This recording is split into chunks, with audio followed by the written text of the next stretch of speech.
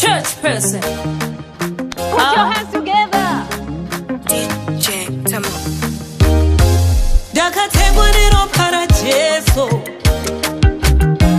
ndakatengwa neropa raJesu. Ndiriwe denga ini, ndiriwe nyasha ini. Ndakatengwa neropa raJesu, ndakatengwa neropa raJesu. Pazvinosimuka nemumvura zvakananga pazita rangu, mweya mutsvene vanopapama pamusoro perima mvura kubvira nyika isati yasikwa vaingovepo pamusoro. Mweya mutsvene vanopapama Satani wanyara. Ndakatengwa neropa raJesu, ndakatengwa neropa raJesu. Ndiriwe denga ini, ndiriwe nyasha ini. Ndakatengwa neropa raJesu, ndakatengwa neropa raJesu.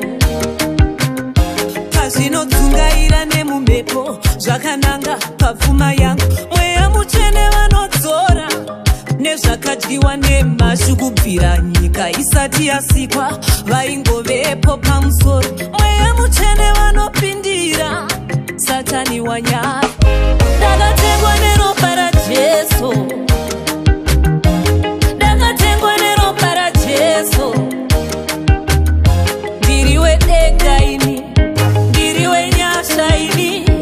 Ndakatengwa neropa raJesu, ndakatengwa neropa raJesu. Pazvinofushirwa muvhu mumagate zvakanangana nechipo changu, mweya moto anoparadza hondo dzenyika inokubvira nyika isati yasikwa aingobvira muri maguru. Mweya moto anoparadza Satani wawacha.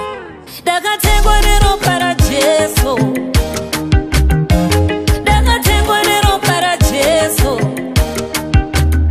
Ndiriwe denga ini, ndiriwe nyasha ini. Ndakatengwa neropa raJesu, ndakatengwa neropa raJesu.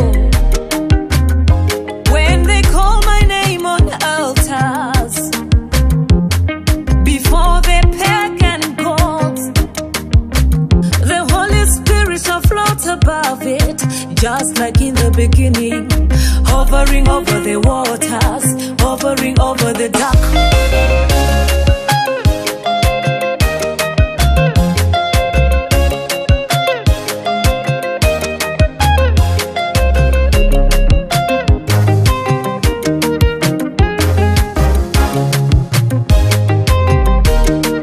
Holy Spirit touch me, Holy Spirit fill me.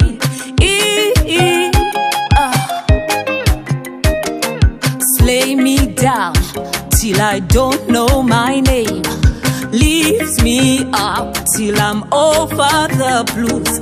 Hide my shame like it's a game. Numb my pain when I'm shackled in chains. I don't know my name. Will you tell me my name?